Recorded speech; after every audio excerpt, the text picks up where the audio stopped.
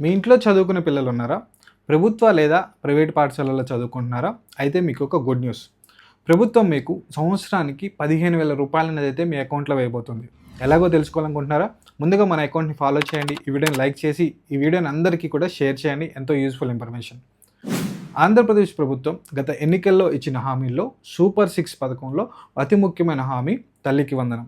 ఈ తల్లికి వందనం పథకం ద్వారా ఎవరైతే చదువుకుంటున్నారో ప్రతి విద్యార్థి తల్లికి కూడా సంవత్సరానికి 15,000 రూపాయలు అనేది అందించబోతున్నారు. అంటే ఇంట్లో ఎంతమంది చదువుకుంటున్నారో అంతమందికి కూడా 15,000 రూపాయలు చొప్పున ప్రభుత్వం అనేది అయితే అందించబోతుంది.